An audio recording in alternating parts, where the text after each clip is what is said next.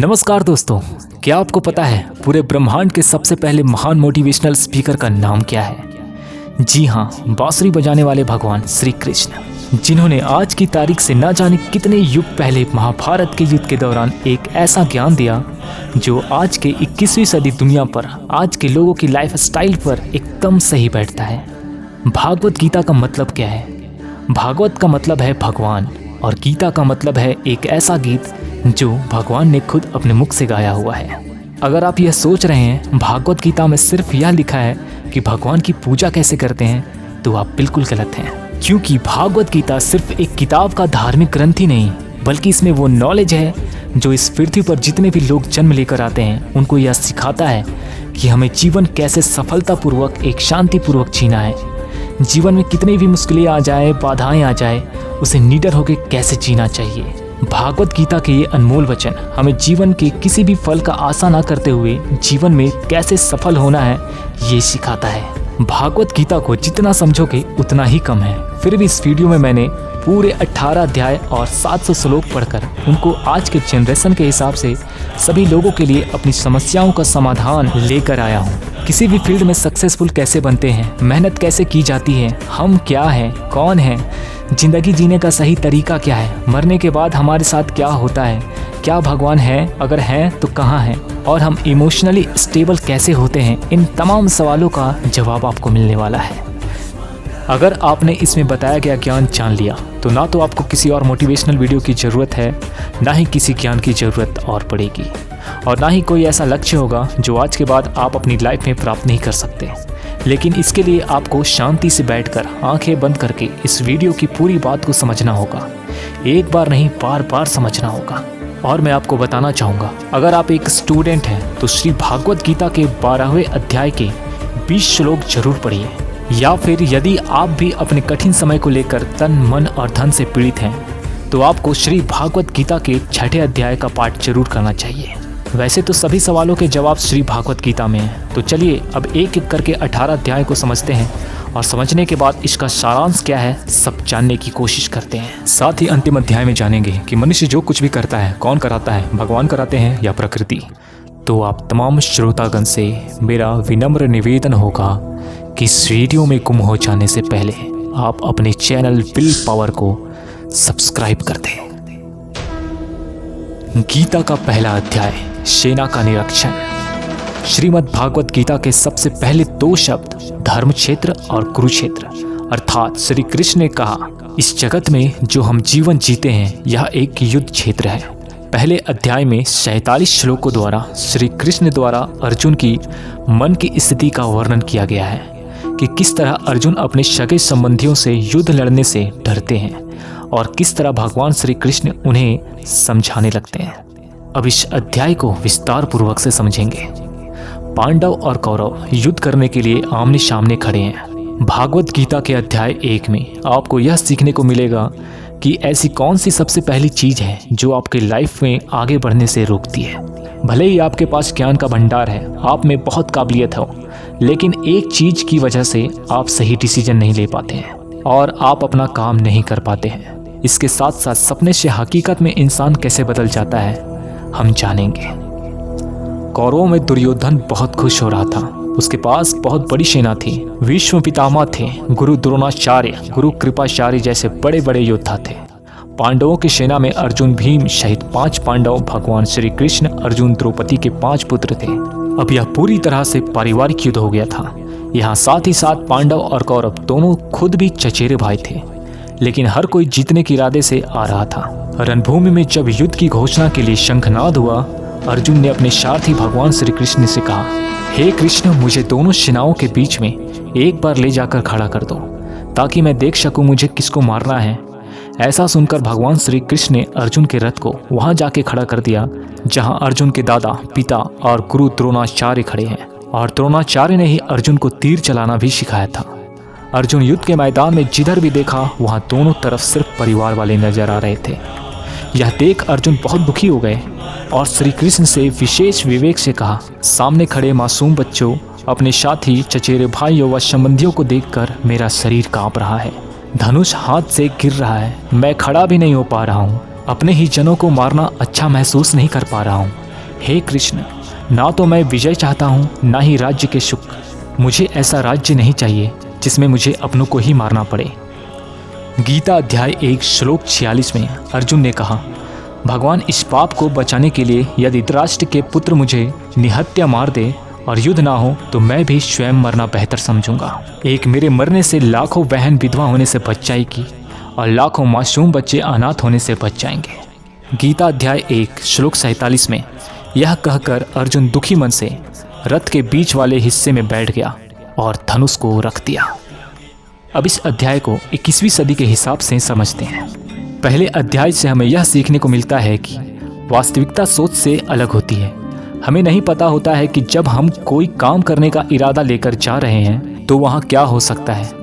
जब हम किसी बुरी चीज़ का सामना करते हैं तो हम संयम खो बैठते हैं और घबरा जाते हैं, और घबरा जाने के बाद हमारी असली रूप भूल जाते हैं। भले ही अर्जुन युद्ध कला के मास्टर थे और भले ही युद्ध करने के लिए मैदान में धनुष उठाकर चले गए, लेकिन सिर्फ हथियारों को चलाने जाने से नहीं होता कुछ, इसके लिए इरादे भी होनी चाहिए। अर्जुन एक क्षत्रिय थे, एक युद्ध करना भी उनका काम था और वह युद्ध करने में बहुत अच्छी तरह से निपुण थे, लेकिन वह अटैचमेंट में आकर अपना कर्म भूल गए। इसलिए अगर आपको लाइफ में चुनौतियों से लड़ना पड़े तो आपको अपने अटैचमेंट को सैक्रिफाइस करना आना चाहिए। श्री भागवत गीता का दूसरा अध्याय, गीता का सार। गीता के दूसरे अध्याय में कुल 72 श्लोक हैं। इस अध्याय में अर्जुन श्री कृष्ण से अपने मन की भावों को अभिव्यक्त करते हुए कहते हैं, मैं उन वाणों की वर्षा कैसे करूं जो मेरे पूजनीय हैं, मेरे सगे हैं, संबंधी हैं। आखिर लोग क्या कहेंगे कि राजपाट की ललसा से अपनों को ही आघात पहुंचाया। फिर श्री कृष्ण अर्जुन को कर्मयोग, ज्ञान योग, संख्या योग, बुद्धि योग और आत्मा का ज्ञान देते हैं और कहते हैं, आखिर आत्मा को कौन मार सकता है? फिर यह शरीर तो नश्वर है। भागवत गीता में अध्याय 2 को बहुत ही महत्वपूर्ण भाग माना गया है, जो पूरे विश्व के लिए प्रेरणादायक है।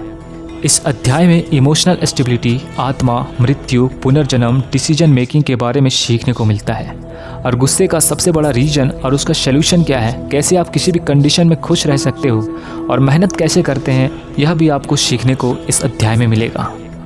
श्री कृष्ण के युद्ध करने की बात पर अर्जुन बोले कि मैं किस तरह से अपने ही गुरु द्रोणाचार्य व दादा भीष्म पितामह को मारने के लिए अपना धनुष चला सकता हूँ, क्योंकि यह तो मेरे लिए हमेशा ही भगवान की तरह ही रहे हैं। इनको मारने से अच्छा है कि मैं भिखारी बन जाऊं, क्योंकि अपनों को ही मारूंगा तो जीत में मेरी हार ही होगी और मैं सही और गलत नहीं समझ पा रहा हूं, इसलिए मेरा मार्गदर्शन करो कृष्ण। इस तथ्य पर श्री कृष्ण अर्जुन को मुस्कुरा कर देखते हैं और कहते हैं, ये अचानक से तुझे क्या हो गया अर्जुन? तुझ जैसा इंसान को किसी दूसरे की मृत्यु को लेकर नहीं डरना चाहिए। और वैसे भी तुझे क्या लग रहा है, ये लोग तेरे मारने से मर जाएंगे और तू ही इनको मारेगा? बिल्कुल नहीं। इन सब लोगों का और तुम्हारा भी पिछला जन्म था और अगला जन्म भी होगा, इसलिए जैसा तुम सोच रहे हो और दुखी हो रहे हो वह ज्ञान नहीं, वह तुम्हारा अधूरा ज्ञान है। और रही बात इनकी मृत्यु का, तो यह समझ ले, इनको मारने वाला तू नहीं बल्कि मैं हूँ। तू तो इनकी मौत का सिर्फ एक कारण है। सभी मरने के बाद भी मेरे पास ही आएंगे, क्योंकि यह लोग शरीर नहीं बल्कि एक आत्मा है। आत्मा को किसी भी तरह से नष्ट नहीं किया जा सकता। आत्मा अगले जन्म के लिए शरीर को उसी तरह से छोड़ देती है जिस प्रकार से तुम अपने पुराने कपड़े बदलकर नए पहनते हो। हे अर्जुन, जन्म देने वाला और मारने वाला मैं हूँ। क्या तू मरे हुए इंसान को जिंदा कर सकता है? क्या मरे हुए इंसान को जीवन दे सकता है? नहीं ना, क्योंकि जीवन देने वाला भी मैं हूँ और मारने वाला भी मैं हूँ, और इनकी मौत मैंने तेरे हाथों लिखी है। और अर्जुन, अगर तुझे ऐसा लगता है कि आत्मा भी मरती है तो यह जान ले कि आत्मा कभी नहीं मरती। वैसे ही मरने के बाद प्रकृति का चक्कर पूरा करने के लिए आपको फिर से जन्म लेना पड़ेगा। इस प्रकार से भी आत्मा नष्ट नहीं होती और प्रकृति चलती है, तो भला इसका जिम्मेदार कैसे हुए? इसलिए अर्जुन, सुख दुख, हार जीत, फायदे नुकसान को छोड़कर अपने विचारों को बदल डाल। हार जीत, फायदे नुकसान को छोड़कर अपने विचारों को स्थिर कर और युद्ध के लिए धनुष उठा, जिससे या तो तू युद्ध में मारा जाएगा या मेरी शरण में आ जाएगा, या फिर विजेता बनकर धरती पर ही रहेगा। अर्जुन, तुमने आज तक जितना भी सीखा है वह मेरे इस ज्ञान के आगे बहुत छोटा है। तुम काम करने से पहले ही परिणाम के बारे में सोच लेते हो, जबकि तुम्हें जान लेना चाहिए कि फल देने वाला भी मैं हूँ और कर्म करने वाला भी। इसलिए तुम अपना काम करो और मैं अवश्य अपना काम करूँगा। अब दूसरे अध्याय के सार को हम स्पष्ट शब्दों में आज के जनरेशन के हिसाब से समझेंगे। दोस्तों, इस चैप्टर से सीखने को यही मिलती है कि बहुत सारे लोग होंगे जो अपने प्रियजनों को खो देते हैं और उन्हें यह जान लेना चाहिए कि उनकी ज़िंदगी में भी, यहाँ तक कि उनके खुद के भी ज़िंदगी में भी उनकी मौत जरूर होगी। उदास होने की कोई बात नहीं है, क्योंकि खुद भगवान ने ही कहा है कि हम अपने जन्म से पहले भी इस दुनिया में नहीं थे और मौत के बाद भी नहीं रहेंगे, लेकिन उस समय हम किसी न किसी रूप में इस ब्रह्मांड में जरूर रहेंगे और इसलिए हमें मौत से नहीं डरना चाहिए। या तो हमारा पुनर्जन्म होगा या फिर हम परमात्मा में हमेशा के लिए मिल जाएंगे। यही प्रकृति का नियम है और हम कोई शरीर नहीं जो हम डरते हैं, हम एक आत्मा है और इसी का अंश है जिनको हम भगवान कहते हैं। और अगर हमें बनाने वाला भगवान है तो फिर हमें उनसे ही मिलने का प्रयत्न करना चाहिए। यह दुनिया एक माया जाल है। श्री भागवत गीता का अध्याय 3 कर्मयोग। इस अध्याय को कर्मयोग माना गया है, जहां अर्जुन को कर्म करने के लिए उद्यत किया जाता है। इसमें 43 श्लोक हैं। श्री कृष्ण अर्जुन को समझाते हैं कि रणभूमि में परिणाम की चिंता तो कायर करते हैं, योद्धा कभी फल की कामना नहीं करते। तुम तो एक माध्यम हो, करने वाला तो ईश्वर ही है, इसलिए हमें सिर्फ कर्म करते रहना चाहिए। इस अध्याय में हम जानेंगे कि हम क्या हैं और हमारे अपने मन को अपने काबू में करके अपनी सभी गंदी आदत को कैसे छोड़ें और अपनी मनचाही मंजिल कैसे प्राप्त करें। श्री कृष्ण की बातें सुनकर अर्जुन बोले, आपकी बातें सुनकर ऐसा लग रहा है जैसे ज्ञान कर्म से ज़्यादा सही है, लेकिन आप तो मुझे सन्यासी बनाने की जगह युद्ध करने के लिए बोल रहे हैं। तो आप ये बताइए कि मैं ज्ञान का रास्ता अपनाकर सन्यासी बनूं या कर्म का रास्ता अपनाकर युद्ध लड़ूं। कृष्ण बोले, इस संसार में मैंने खुद ही 2 तरह के योग बनाए हैं, उनमें से एक ज्ञान योग है और दूसरा कर्म योग। और अर्जुन, तुम एक मनुष्य हो, तुम चाहकर भी अपने शरीर के कर्मों को पूरी तरह से नहीं छोड़ सकते। उदाहरण के लिए तुम्हें हर हाल में सांस तो लेना ही पड़ेगा, अगर पेट है तो खाना तो पड़ेगा ही। और अगर तुम इन सब को किसी भी शक्ति से रोकना भी चाहोगे तो यह निश्चित है कि तुम अपनी इच्छाओं के बारे में नहीं सोचोगे। कहने का मतलब ये है, तुमसे जाने अनजाने में कर्म तो हो ही जाएगा, क्योंकि तुम एक मनुष्य हो और तुम तो वैसे क्षत्रिय हो, तो तुम अपने धर्म से भी बंधे हो। इसलिए तुम्हारे लिए सन्यासी के रास्ते की जगह कर्म का रास्ता ज़्यादा सही है। मतलब यह काम तुम नहीं कर रहे हो, बल्कि प्रकृति का गुलाम अर्थात तुम्हारा शरीर कर रहा है। फल की इच्छा के बिना अपना कर्मयोग करो, क्योंकि जब मैं तुम्हें बिना मांगे ही सब कुछ सुविधाएं दे दूंगा तो तुम एक चोर कहलाओगे और तुम कभी परमात्मा यानी कि मुझसे नहीं मिल पाओगे। इसलिए तुम सब कुछ भूलकर परिणाम के लिए नहीं बल्कि कल्याण के लिए युद्ध करो। इसलिए हे अर्जुन, तू भी अपने आप को इस कर्म से बंधन में बंद कर युद्ध कर। अब हम इस सारांश को 21वीं शताब्दी से जोड़कर देखते हैं। इस दुनिया में रिजल्ट 2 ही चीज़ों से आते हैं, विज्ञान और कर्म, लेकिन दोनों अलग अलग हैं। आज की दुनिया में हम दोनों चीज़ों को आपस में रिलेट करके देखेंगे। हमारे नॉलेज भी उतना ही ज़रूरी है जितना कि एक्शन। और नॉलेज का मतलब ये नहीं है कि आप सिर्फ एग्ज़ाम पास करने के लिए सिलेबस को रखते हैं, बल्कि नॉलेज का मतलब है कि आप सबसे पहले यह जान लो कि आपके गोल्स क्या हैं, आपकी कैपेबिलिटी क्या है, आपके उपयोग क्या क्या हैं। इसके साथ साथ आपको कभी अपने बुरे या अच्छे रिजल्ट को खुद पर लेकर दुखी नहीं होना चाहिए, क्योंकि श्री कृष्ण की बातों के अनुसार मनुष्य को सिर्फ कर्म करने का अधिकार है। इसके अलावे आप अपनी किसी भी बुरी आदत से कैसे छुटकारा पाएं, उसको बहुत ही आसान शब्दों में बताया गया है कि आप अपने आप को उस परमात्मा का एक छोटा सा रूप समझो और आत्मा के ध्यान से अपने प्रेम को पूर्व से अपने मन को काबू में करो। इसके अलावे आपको एक और चीज़ जाननी चाहिए कि आप एक शरीर नहीं बल्कि आत्मा हो। श्री भागवत गीता का अध्याय 4 ज्ञान कर्म संन्यास योग अर्थात दिव्य ज्ञान। इस अध्याय में कुल 42 श्लोक हैं। हम जानेंगे कि भगवान कब और किस रूप में धरती पर आते हैं, भगवान को कैसे प्राप्त किया जाता है, गुरु से ज्ञान कैसे लिया जाता है और ज्ञान लेना क्यों जरूरी है। इसमें श्री कृष्ण अर्जुन को समझाते हुए कहते हैं कि इस जगत में ज्ञान ही श्रेष्ठ है और उससे भी अधिक गुरु की प्रकाष्ठा अर्थात अधर्मी के विनाश के लिए गुरु का अत्यधिक महत्व है, जो हमें प्रकाशमय करता है। गुरु के बताए गए मार्ग का अनुसरण करना भी शिष्य का परम कर्तव्य है। इसलिए तुम युद्ध के लिए तैयार हो जाओ। अध्याय 4 के श्लोक 5 से 9 तक गीता ज्ञानदाता ने कहा है कि अर्जुन, तेरे तथा मेरे बहुत जन्म हो चुके हैं। इन सब को तू नहीं जानता, मैं जानता हूँ। मैं मनुष्य की तरह जन्म न लेने वाला अविनाशी आत्मा होते हुए तथा सर्व प्राणियों का स्वामी होते हुए भी अपनी प्रकृति को अधीन करके माया के गोविंद श्री ब्रह्मा, श्री विष्णु, श्री शिव को उत्पन्न करता हूँ। उन्हीं में से अंश अवतार रूप में श्री कृष्ण, श्री राम, श्री परशुराम इत्यादि रचता हूँ तथा उनमें गुप्त रूप से प्रकट होता हूँ। श्री कृष्ण बोले कि अर्जुन, तुझे नहीं पता कि तेरे और मेरे कितने जन्म हो चुके हैं। जब तक इस संसार में धर्म का नाश होता है तब तक मैं अधर्म का नाश करने इस धरती पर मानव रूप में आता हूँ और कर्म करके अपना शरीर यहीं छोड़ वापस चला जाता हूँ। जिस तरह से कोई शिष्य मुझे बहुत प्रेम करता है, उसी प्रकार से मैं भी अपने शिष्यों को बहुत प्रेम करता हूँ। मैंने भले इस संसार को बनाया है, लेकिन मैं यह कभी नहीं सोचता यह मैंने बनाया है। मनुष्य को कभी कर्म करते हुए यह नहीं सोचना चाहिए कि मैं कर रहा हूँ। जो मनुष्य किसी भी कर्म के फल और सुख दुख में परे होकर कर्म करता है वही सबसे अच्छा है। जिनको अपने शरीर पर कोई घमंड नहीं होता, उसको वश में रखता है, वही मनुष्य सबसे ऊंचा है। और अर्जुन, जो मनुष्य इस धरती में खुश नहीं रह पाता, परलोक में भी खुश नहीं होता।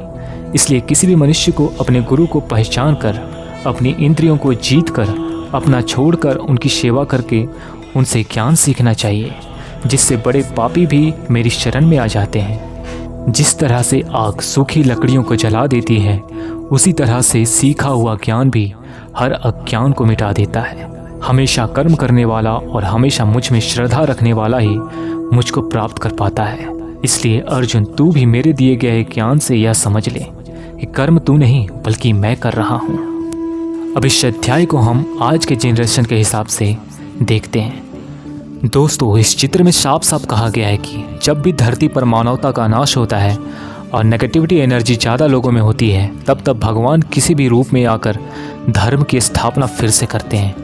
इसमें यह भी बताया गया है कि अगर किसी से आपको कुछ सीखना है तो सबसे पहले आपके मन में उसके प्रति रिस्पेक्ट होनी चाहिए, कोई लालच नहीं होनी चाहिए और बुरी भावना भी नहीं होनी चाहिए। पूरी नॉलेज लेना और सीखना हमारे लिए ज़रूरी क्यों है? क्योंकि हम चाहे किसी भी फील्ड में हो, उस फील्ड के लिए हमें गुरु से ज्ञान तो लेना ही पड़ता है। श्री भागवत गीता का अध्याय 5, कर्म संन्यास योग। इस अध्याय में 29 श्लोक हैं। 5वें अध्याय में हम जानेंगे कि अपने गोल को कैसे प्राप्त किया जाता है और किस तरह से हमारा शरीर हमें आलस्य में बांधने की कोशिश करता है। अर्जुन श्री कृष्ण से पूछते हैं, कर्म योग और ज्ञान योग दोनों में उनके लिए कौन सा उत्तम है? मन की भाव अभिव्यक्ति मनुष्य को बंधन में बांध देती है, लेकिन उसका सच्चा ज्ञान ही उसका मार्गदर्शक होता है। तब श्री कृष्ण कहते हैं, दोनों का लक्ष्य एक ही है, परंतु कर्म योग बेहतर है, क्योंकि कर्म करने से ही उसे सच्चे ज्ञान का अनुभव हो पाता है। अर्थात अर्जुन श्री कृष्ण से कहते हैं, मैं अभी भी यह नहीं समझ पा रहा हूँ कि मेरे लिए कर्म ज़्यादा अच्छा है या कर्मों में संन्यास। श्री कृष्ण बोले, देखो अर्जुन, भले ही संन्यास और कर्म दो अलग अलग रास्ते हैं, लेकिन दोनों की मंजिल एक ही है और वह है भगवान। जो व्यक्ति अपने मन को भटकने नहीं देता, जो कर्म करके भी समझता है कि कर्म उसने नहीं बल्कि परमात्मा ने किया है, और जो सभी जीव जंतुओं को उसी परमात्मा का अंश मानता है, वह मनुष्य मरने के बाद परमात्मा में ही मिल जाता है। महान पुरुष अपना हर काम खुद के विचारों को साफ करके और दूसरों का कल्याण करने के लिए ही करते हैं। परमात्मा कभी मनुष्य को पूरा काम करने के लिए नहीं उठता, बल्कि लोग खुद ही अपने क्रोध और मोह में आकर पूरे कर्म के साथ साथ फलों का भी निर्माण करते हैं। मैं तो बस उसका फल उन्हीं को वापस देता हूँ। इस शरीर को चाहे कितना ही सुख दे दो, उसके मनोकामनाएं तब भी पूरी नहीं होती। इसलिए अर्जुन, तेरे जैसे बुद्धिमान व्यक्ति को शरीर की इच्छाओं में मन नहीं लगाना चाहिए। इस संसार का असली व्यक्ति वह है जिसने अपने शरीर को नाश होने से पहले अपने क्रोध को नाश कर दिया हो, जो संपूर्ण प्राणियों का हित करता हो, जिसका मन किसी भी कर्म में नहीं बनता हो और जो अपने भटकते हुए मन को एक जगह केंद्रित करके परमात्मा को याद करता हो। वही व्यक्ति सुखी भी है और परमेश्वर सहित सबका प्यारा भी। तो दोस्तों आज के जनरेशन के हिसाब से अगर देखा जाए तो कहा गया है कि आपका शरीर आपकी बुद्धि पर भारी पड़ चुका है, इसलिए आपको यह समझना होगा कि आप आत्मा हो और इस शरीर को आप अपनी बुद्धि से जिस तरह चलाते हो उसी तरह से चलेगा। भगवान की प्राप्ति के लिए मन को वश में करना बहुत ज़रूरी है। ठीक उसी प्रकार से आपको अपनी लाइफ में मंजिल हासिल करने के लिए मन को वश में करना बहुत ज़रूरी है। भागवत गीता का अध्याय 6 ध्यान योग। इस अध्याय में 47 श्लोक हैं। इसमें योगी और पाखंडी के बारे में जानेंगे। साथ ही आज की लाइफ स्टाइल यानी वह इंसान जो अपनी लाइफ में कुछ बड़ा करना चाहता है, इसके साथ साथ हम यह भी जानेंगे कि क्या होगा अगर आपने इस जीवन में बहुत मेहनत करी लेकिन फिर आपकी किसी कारण से डेथ हो जाती है, आपका सपना पूरा नहीं हो पाता है। और इसमें श्री कृष्ण बताते हैं कि किस प्रकार मन की दुविधा को दूर किया जा सकता है। श्रीमद् भागवत गीता में 2 तरफा ज्ञान है। अध्याय 3 श्लोक 1-2 में अर्जुन यही कहा है कि आपकी 2 तरफा बातों से मैं विचलित हो रहा हूँ। जैसे गीता अध्याय 3 श्लोक 3 से 8 में कर्म त्याग कर एक स्थान पर बैठकर साधना करने वाले को पाखंडी बताया गया है तथा कर्मयोग अर्थात कार्य करते करते साधना करने वाले को श्रेष्ठ भक्त ठहराया गया है अर्थात योगी। अर्थात श्री कृष्ण बोले केवल अपने संसारिक कर्मों को त्यागने वाला ही योगी नहीं होता। जो व्यक्ति कर्मयोग सब काम को करता हुआ उसके फल का लालच नहीं करता वही असली योगी कहलाता है। जो व्यक्ति अपने मन को जीत लेता है तो उसके लिए इस संसार में और कोई भी जीत जरूरी नहीं होती। जिसका मन इधर उधर भटकता रहता है उसके लिए इस संसार में कुछ भी पाना आसान नहीं होता, क्योंकि हमारा गुलाम मन हमारा मित्र होता है। अगर हम उसके गुलाम बन जाते हैं तो वह हमारा सबसे बड़ा दुश्मन बन जाता है। श्री कृष्ण बोले हाँ यह सत्य है कि मन को वश में करना बहुत कठिन है, लेकिन यह भी जान लो कि बार बार योग अभ्यास और आत्मविश्वास से असंभव को संभव बनाया जा सकता है। तो दोस्तों जिंदगी का किसी को पता नहीं, भगवान न करे ऐसा हो कि कोई इंसान अपने सपने पूरे करने से पहले मर जाए, तो उसकी मेहनत किसी की काम की नहीं रहेगी, सपने सपने ही रह जाएंगे। पर बहुत ही सीक्रेट बात कही है इस अध्याय में श्री कृष्ण ने। उन्होंने बताया है कि अगर आप मेहनत कर रहे हो और आपने बहुत ही एक्सपीरियंस गेन कर लिया है, बहुत ही नॉलेज हासिल कर लिया है और फिर भी आपको मंजिल नहीं मिली और किसी वजह से आपकी डेथ हो जाए या मेहनत करते करते बूढ़े होकर मर जाए, तो इस केस में चाहे आपको जीते जी फल मिले या ना मिले, लेकिन मरने के बाद आपको स्वर्ग में अपने कर्मों के अनुसार पूरा सुख मिलेगा। और जब आपके अच्छे कर्मों का बैलेंस खत्म हो जाएगा तो आप फिर से धरती पर जन्म लेकर आओगे। भागवत गीता अध्याय 7 ज्ञान विज्ञान योग। इस अध्याय में 30 श्लोक हैं। इसमें कहा गया है कि यह संसार शाश्वत नहीं है, यहाँ कुछ भी अमर नहीं है, एक दिन सब नष्ट हो जाना है। श्री कृष्ण अर्जुन को बताते हैं ईश्वर किस तरह से इस संसार को चलाते हैं, इंसान भगवान को क्यों नहीं जान पाता है और तुम किस चीज़ की चिंता करते हो, यहाँ कुछ भी किसी का नहीं होता। भगवान श्री कृष्ण बोलते हैं कि हे अर्जुन, मैं अब तुम्हें वह ज्ञान बताने जा रहा हूँ जिसे जानकर तुझे संसार में कोई दूसरा ज्ञान जानने की जरूरत नहीं पड़ेगी। हजारों लोगों में से कोई एक मुझे प्राप्त करने की कोशिश करता है और ऐसे हजारों कोशिश करने वालों में से कोई एक ही मुझे बहुत समर्पण के साथ प्रेम करता है। मेरे 2 रूप हैं, एक जड़ रूपी यानी कि जिस पर पृथ्वी अग्नि जल वायु और आकाश के साथ साथ बुद्धि और अहंकार है, वही दूसरा चैतन्य रूप जिसमें यह सृष्टि का चक्र है अर्थात समय को भी मैं ही चला रहा हूँ। सूरज चंद्रमा पृथ्वी की सभी पवित्र ग्रंथ अग्नि और अलग अलग समय कालों का बीज भी मैं ही हूँ। इस संसार के लोग संसारिक गुणों के गुलाम हैं, इसलिए मुझे नहीं जान पाते और माया जाल में फंसे हुए मूर्ख जो मेरी शरण में नहीं आ पाते हैं।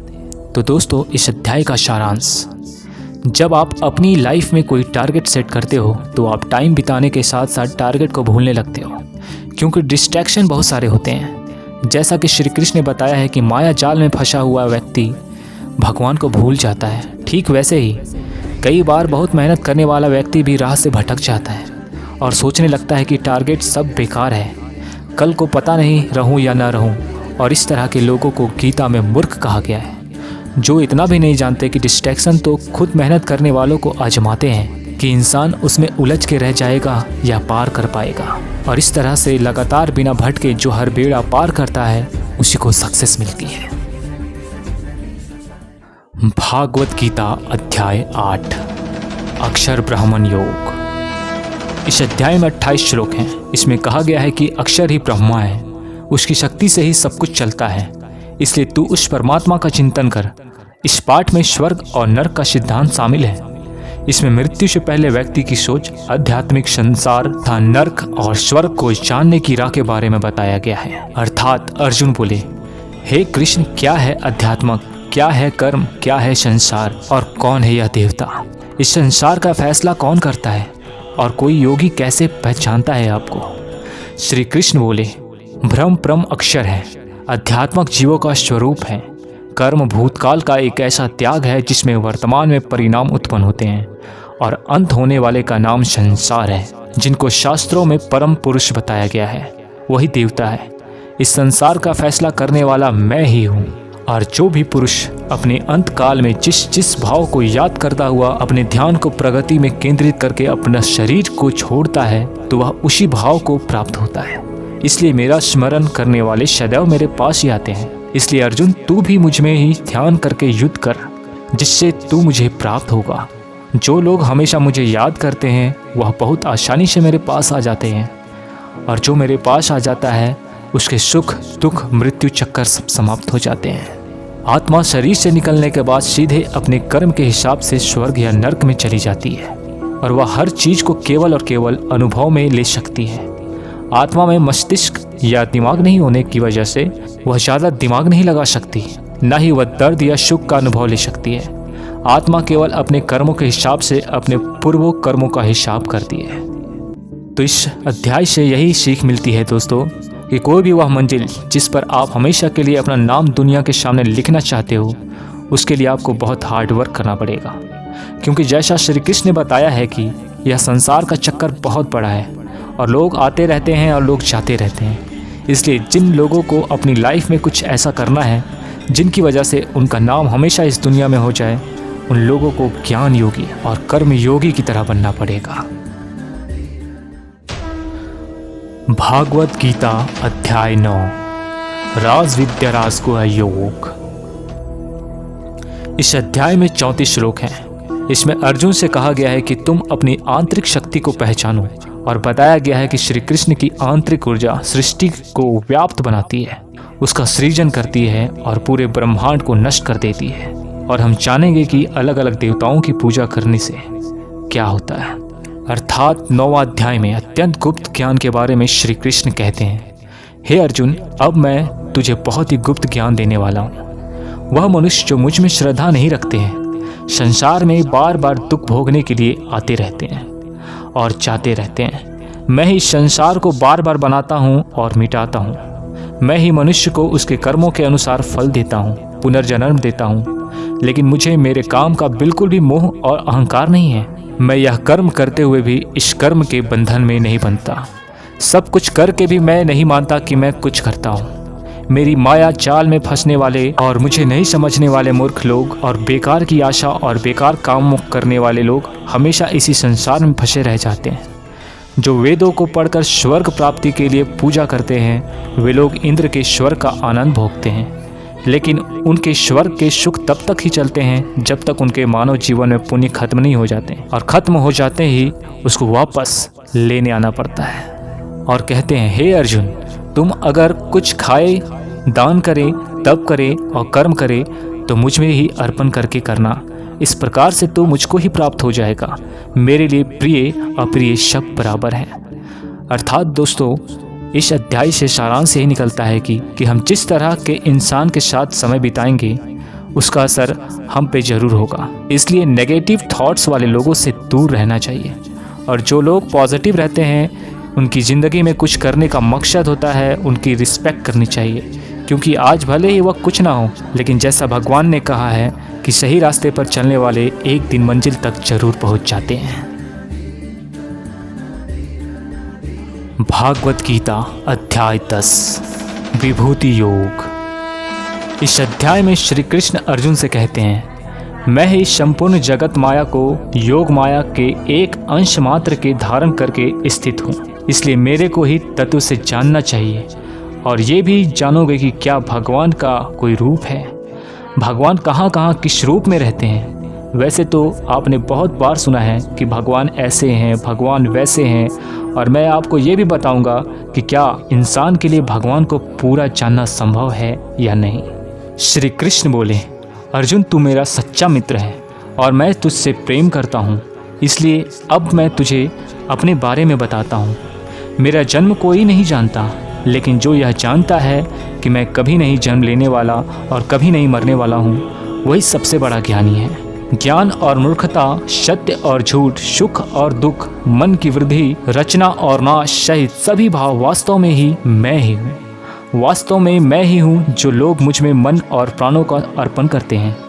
उनके ज्ञान का अंधकार को मैं ही ज्ञान के उजाले में रोशन करता हूँ। फिर अर्जुन बोले, श्री कृष्ण मुझे अपने शक्तियों और महिमाओं के बारे में भी बताइए।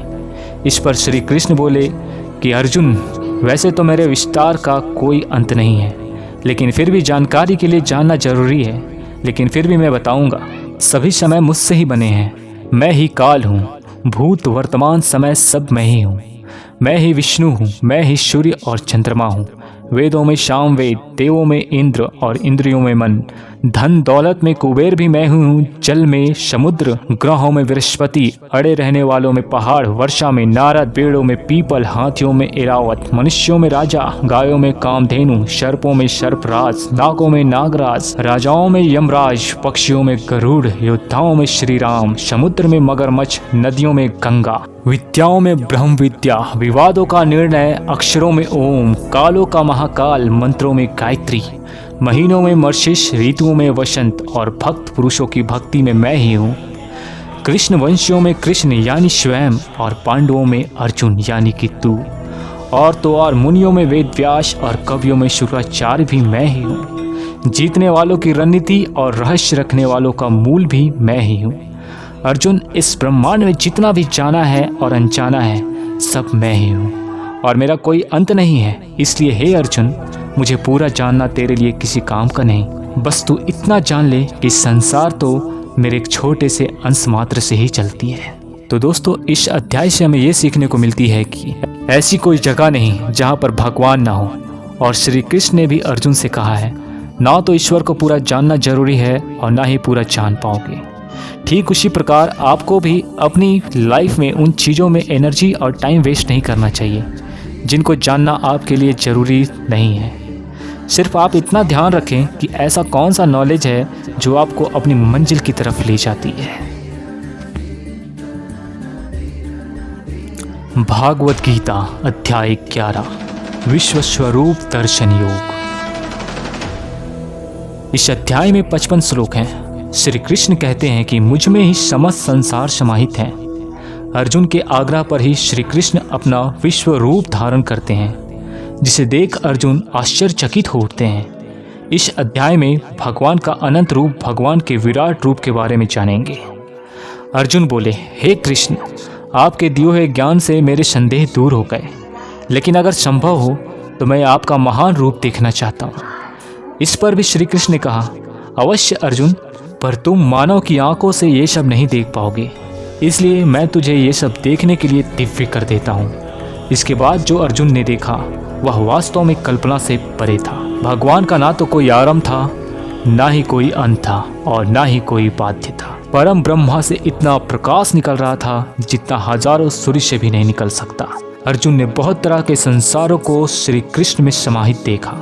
अर्जुन ने हाथ जोड़ते हुए श्री कृष्ण से कहा, हे परम धर्म, मैं आपके शरीर में सभी देवों को, सभी मनुष्यों को देख रहा हूँ, लेकिन आपके शरीर का ना तो कोई आरंभ दिख रहा है, ना कोई मध्य और ना ही कोई अंत। आप में हर तरह के अस्त्र शस्त्र हैं, हर तरह के प्रकाश और सूर्य हैं।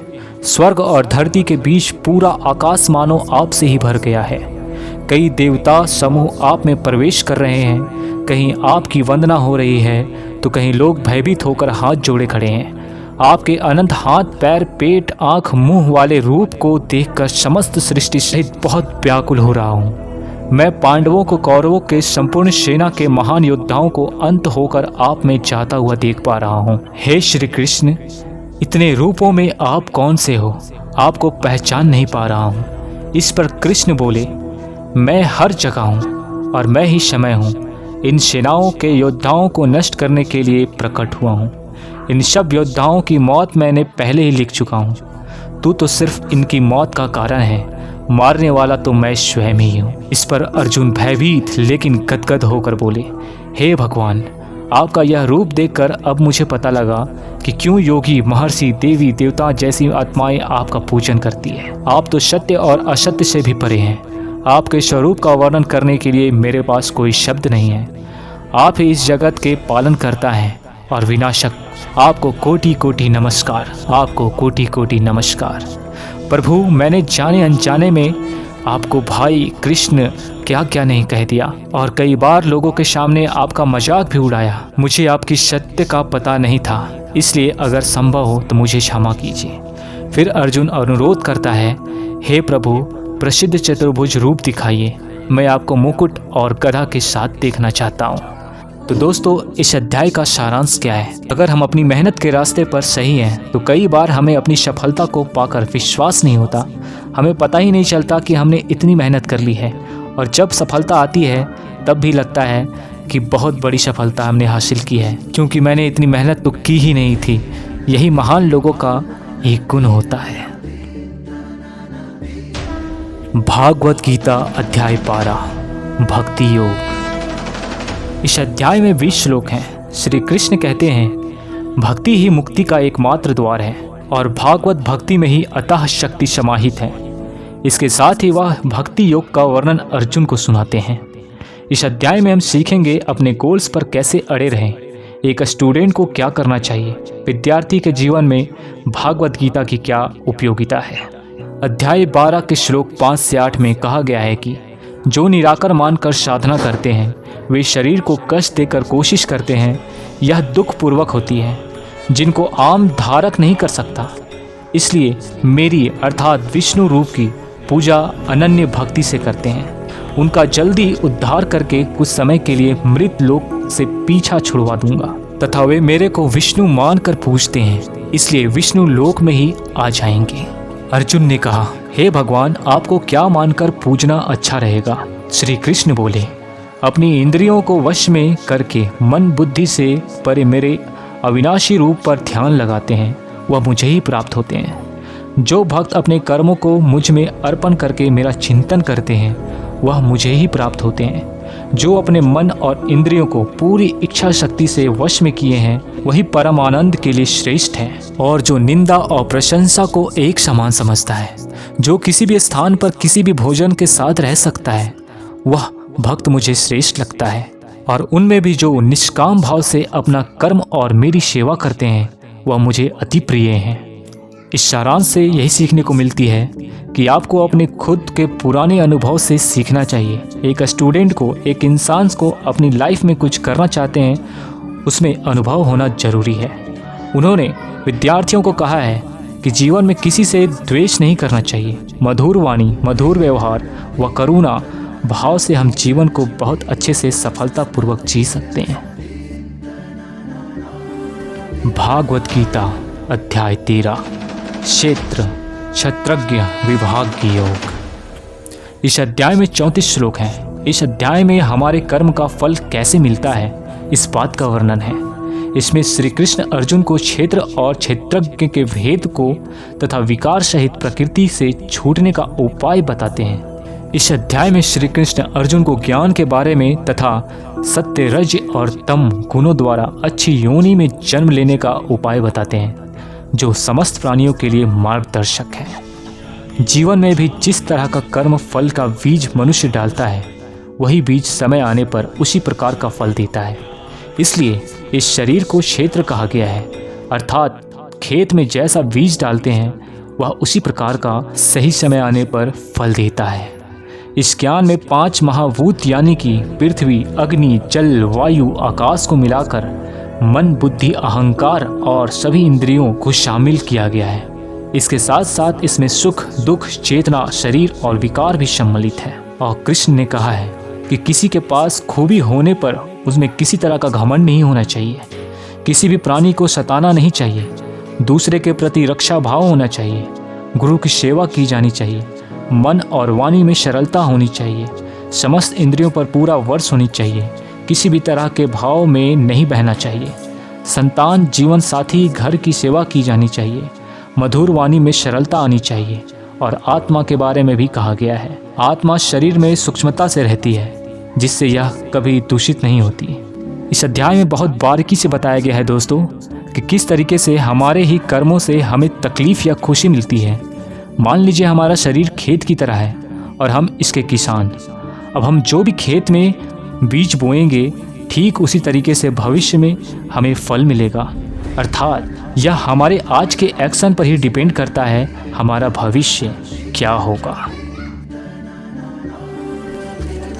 भागवत गीता अध्याय 14 गणत्रय विभाग योग। इसमें श्री कृष्ण सत्व, रज और तम गुणों तथा मनुष्य की उत्तम, मध्यम, अन्य गतियों का विस्तार पूर्वक वर्णन करते हैं। अंत में इन गुणों को पाने का उपाय और इसका फल बताते हैं और कहते हैं ब्रह्मा, अमृत, अव्यय और शाश्वत धर्म, एक एकांकित सुख, ये सब मेरे ही नाम हैं। अंत में इन गुणों को पाने का उपाय और इनका फल बताते हैं, अर्थात इन सब का मैं ही आश्रय हूँ। श्री कृष्ण बोले, हे अर्जुन, अब मैं तुझे संसार के उन तीनों गुणों के बारे में बताऊंगा जो आत्मा को शरीर के मोह से बांधते हैं और जिन्हें जानकर कोई भी मनुष्य मुझे पा सकता है। यह तीनों कौन है? तत्वगुण, रजोगुण और तमोगुण। तमोगुण सभी गुणों में सर्वश्रेष्ठ हैं और यह ज्ञान और सुख से जोड़ता है। रजोगुण कामना और शक्ति से उत्पन्न होता है जो कि कर्म और उसके फल में बांधता है। तमोगुण मनुष्य को भोग, विलास, आलस्य और निद्रा में बांधता है। हे अर्जुन, सतोगुण सुख देता है, रजोगुण कर्म करवाता है और तमोगुण मनुष्य को उसके स्थान से भी बहुत नीचे गिरा देता है। किसी भी दो गुणों को वश में करके तीसरे गुण को प्राप्ति की जा सकती है। जिस पल मन में शांति और ज्ञान बढ़ा हुआ लगे उस समय यह मान लेना चाहिए कि तमोगुण बढ़ रहा है। जिस पल में मन में लालच और स्वार्थ का स्वभाव हो उस समय रजोगुण बढ़ रहा होता है। जिस समय मन में अंधकार, विषयों में अशांति, आलस्य और निद्रा हो उस समय मनुष्य में तमोगुण होता है। हे अर्जुन, तत्वगुण में मरने वाला मनुष्य परमात्मा को प्राप्त होता है, रजोगुण वाला मनुष्य फिर से जन्म लेकर मनुष्य बनता है और तमोगुण वाला प्राणी अगले जन्म में कीट पतंग बनते हैं। तो सारांश इसका यही है दोस्तों, कर्म का फल भोगना होता है, इसलिए जीवन में कर्म अच्छे करने चाहिए। भागवत गीता अध्याय 15 पुरुषोत्तम योग। इस अध्याय में 20 श्लोक हैं।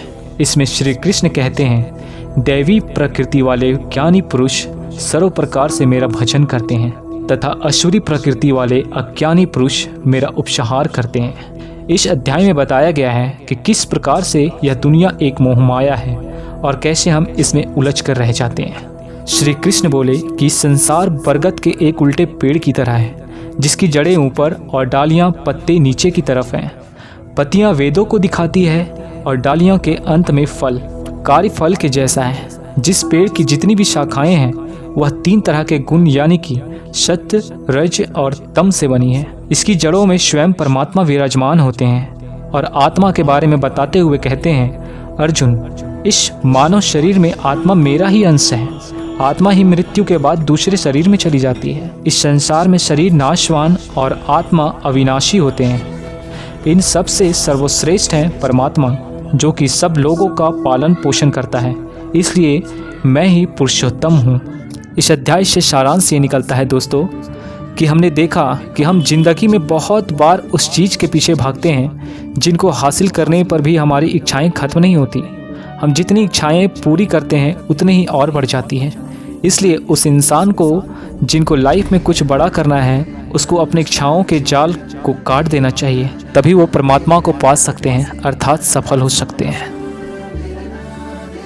भागवत गीता अध्याय 16 दैवासुर संपद्वी भाग योग। इस अध्याय में 24 श्लोक हैं। श्री कृष्ण अर्जुन को संबोधित करते हुए कहते हैं, कर्तव्य और अकर्तव्य की व्यवस्थाओं में शास्त्र ही प्रमाण है। दैवी प्रकृति वाले ज्ञानी पुरुष तथा असुरी प्रकृति वाले अज्ञानी पुरुष के लक्षण के बारे में अर्जुन को बताते हैं। अर्थात दो नेचर के बारे में बताया गया है इस अध्याय में, ज्ञान देवता के समान और राक्षस के समान। पहले देवी स्वरूप के बारे में बताते हुए कहते हैं, अपने मन को शुद्ध रखना, हमेशा परमात्मा को ही याद करना, इंद्रियों को वश में रखना, धर्म ग्रंथों का पाठ करना, किसी भी जीव को कष्ट नहीं देना, हर तरह के भाव को सामान्य रखना, हर जीव आत्मा को बराबर समझना, कभी क्रोध ना करना, क्षमा करना, धैर्य रखना और यहाँ तक कि अपने ही गुणों का भी अभिमान नहीं करना देवी स्वरूप है। तथा अब असुरी स्वरूप के बारे में बताते हुए कहते हैं, घमंड, क्रोध, नफरत, ज्ञान, वासना, आशाएं और शरीर की इंद्रियों के वश में ना रखना, ना ही सत्य बोलना, इन व्यक्तियों की इच्छा कभी पूरी नहीं होती। इन्हें और अधिक प्राप्त करने की इच्छा प्रकट होती है तथा ऐसे व्यक्ति हर काम को करने वाला खुद को ही मानते हैं। वे सिर्फ दिखावे के लिए ही धर्म और दान करते हैं। अर्थात इस अध्याय का अर्थ ये है दोस्तों कि इंसान को आखिर में ये 3 नेगेटिव फैक्टर, वासना, गुस्सा और लोभ, ये सबसे बड़े दुश्मन है। इनसे बच के रहना चाहिए। भागवत गीता अध्याय 17 श्रद्धात्रय विभाग योग। इसमें श्री कृष्ण अर्जुन को यह बताते हैं कि जिन्हें शास्त्र विधि का ज्ञान न होने तथा अन्य कारणों से शास्त्र विधि छोड़ने पर भी यज्ञ, पूजा इत्यादि शुभ कार्य को श्रद्धापूर्वक करते हैं, उन्हें किस प्रयोजन तथा नियोजन से कार्य करना उचित होता है, अर्थात उनकी स्थिति क्या होती है, इसके बारे में विस्तृत वर्णन किया गया है। अर्जुन बोले, हे कृष्ण, जो मनुष्य शास्त्रों को छोड़कर देवों की पूजा करते हैं वो क्या है, सात्विक, राजस्व या तामस्य? इस तथ्य पर योगेश्वर श्री कृष्ण बोले, अर्जुन, यह पुरुष श्रद्धा का स्वरूप है, अर्थात पुतला है। कहीं न कहीं उनकी श्रद्धा होती ही है। इसलिए अर्जुन, जैसी श्रद्धा वैसा पुरुष, जैसी वृत्ति वैसा पुरुष ही होते हैं। उनकी वह श्रद्धा सात्विक, राजस्य, तामस्य तीनों प्रकार के होते हैं। जो व्यक्ति देवों को पूजते समय जिस तरह का विचार रखते हैं उसके हिसाब से ही सात्विक, राजस्य और तामस्य बनते हैं। सात्विक लोग देवताओं को पूजते हैं, राजस्व राक्षसों को और तामस्य प्रेतों को, अर्थात भूत, प्रेत, यक्ष, राक्षस और देवताओं को पूजने वाला असुर है। लेकिन अर्जुन, कामनाओं ने जिनका ज्ञान हर लिया वही मन बुद्धि अन्य देवताओं की पूजा करते हैं। जो अन्याय देवताओं अर्थात भूत, भवानी, राक्षस इत्यादि की पूजा करते हैं वह भी मुझे ही पूजते हैं, किंतु उनका वह पूजन शास्त्र में निर्धारित विधि से भिन्न होता है। उन्हें असुरी स्वभाव वाला कहकर संबोधित किया जाता है, अतः वह नष्ट हो जाता है। श्री कृष्ण के शब्दों में एक परमात्मा ही पूजा का विधान है, और जो मनुष्य शास्त्रों से दूर रहकर भी मन से कठिन निर्णय लेकर कर्म करता है और कर्म को ही तप करके करता है, वह इस संसार से मुक्त है। तथा श्री कृष्ण ने इस अध्याय में दान पुण्य करने वालों के लिए भी कहा है कि अगर हम दान पुण्य करते हैं तो इसके साथ साथ श्रद्धा आवश्यक है। बिना श्रद्धा से दिया गया दान, किया हुआ कर्म, तपा हुआ तप ना इस जन्म में लाभकारी है और ना अगले जन्म में। अर्थात सारांश ये निकलता है दोस्तों, कर्म के 3 प्रकार होते हैं और इन कर्मों को करते टाइम आपके मन में जैसी भावना, जैसा मकसद होता है उसी तरह के आपको फल मिलता है। और यह तीनों प्रकार के सत, रज और तम अर्थात सात्विक सबसे अच्छा माना गया है तथा तामस्य को सबसे गिरा हुआ माना गया है।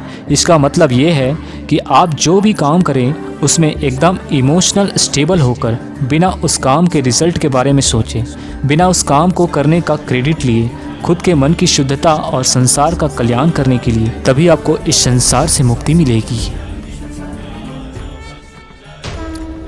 भागवत गीता अध्याय 18 मोक्ष संन्यास योग। दोस्तों, यह भागवत गीता का अंतिम अध्याय है, तो अगर आपने इस चैनल को सब्सक्राइब नहीं किया है तो आप सब्सक्राइब कर दें। आप भागवत गीता के संपूर्ण सार विल पावर एंड लाइफ के यूट्यूब चैनल पर सुन रहे हैं। इस अध्याय में 78 श्लोक हैं, 78, और यही अध्याय गीता का सार भी कहा गया है। भागवत गीता का अंतिम अध्याय सबसे बड़ा है और इसमें कई विषयों को सम्मिलित किया गया है, जिसमें मैं त्याग और संन्यास तथा मनुष्य जो कुछ करता है उसके कारण कौन है, कौन कराता है, भगवान कराते हैं या प्रकृति, इस विषय पर भी प्रकाश डाला गया है। अर्जुन बोले, हे कृष्ण, मैं त्याग और संन्यास के बारे में जानना चाहता हूँ। श्री कृष्ण ने उत्तर दिया, अर्जुन, इस संसार में कुछ लोग कर्मों के फलों को छोड़ने को त्याग कहते हैं, और अगर कर्मों को ही त्याग दे तो उसको संन्यास कहते हैं। कुछ लोग सभी कर्मों को दोष भरे और सभी दुखों का कारण मानकर उनका त्याग करने के लिए बोलते हैं, और कुछ लोग बोलते हैं यज्ञ, तप और दान वाले कर्म कभी भी नहीं त्यागने चाहिए। अर्थात त्याग और संन्यास दोनों शब्द एक ही मूल के धातु हैं, जिनका अर्थ है परित्याग करना। सन्यासी वो है जो गृहस्थ जीवन में भाग नहीं लेता और समाज को त्याग कर साधना का अभ्यास करता है, और त्यागी वो है जो कर्म में संलग्न रहता है लेकिन कर्म फल का भोग करने के लिए इच्छा नहीं रखता। श्री कृष्ण ने कहा, इस गीता ज्ञान को समझना ही वास्तविक ज्ञान यज्ञ है, और इस ज्ञान यज्ञ से ही कोई भक्त मुझे प्राप्त कर सकता है। और कहते हैं, हे अर्जुन, पृथ्वी में, स्वर्ग में अथवा देवताओं में ऐसा कोई भी प्राणी नहीं जो प्रकृति से उत्पन्न हुई तीनों गुण सत, रज और तम से भिन्न है। और साथ ही देवताओं की पूजा करने के लिए श्री कृष्ण कहते हैं कि स्त्री पुरुष में प्रेम के लिए शंकर पार्वती की पूजा, आरोग्य के लिए अश्वनी कुमारों की, विजय के लिए इंद्र की तथा धन के लिए कुबेर की पूजा करनी चाहिए।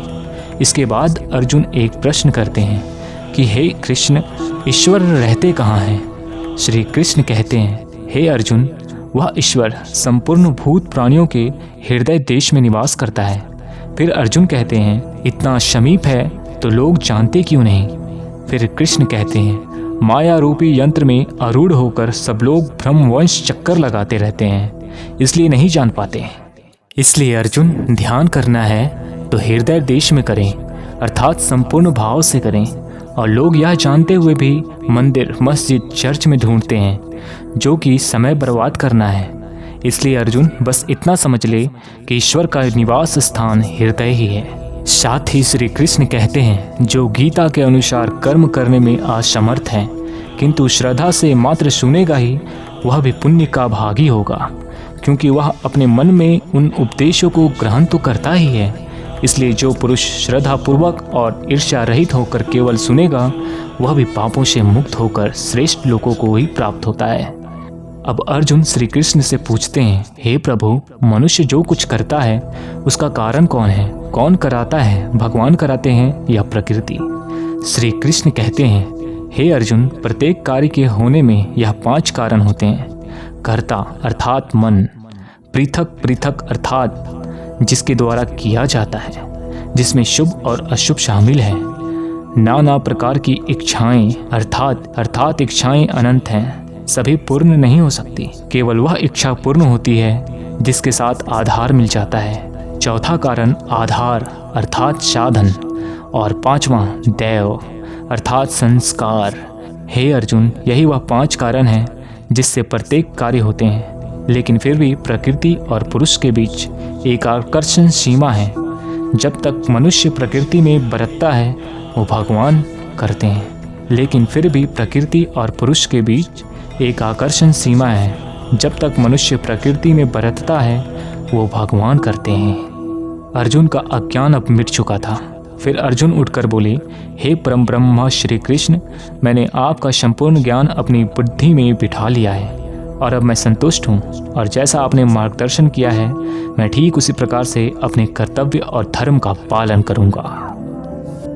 तो दोस्तों, श्रीमद् भागवत गीता के अंतिम 18वें अध्याय अर्थात पूरे संपूर्ण भागवत गीता का सारांश ये है, चाहे कितनी भी मुश्किलें आए हो, जो इंसान खुद भगवान श्री कृष्ण की बताई गई इन बातों को फॉलो करता है अपने जीवन में, उनकी ना केवल पूरी प्रॉब्लम सॉल्व हो जाती है बल्कि उन्हें जीने का रास्ता तथा सपने को हासिल करने का तरीका भी मिल जाता है। भगवान ने खुद कहा है, व्यक्ति जाति और धर्म से नहीं बल्कि गुणों से ब्राह्मण होता है, और इस भागवत गीता पर सभी मनुष्यों का बराबर हक है।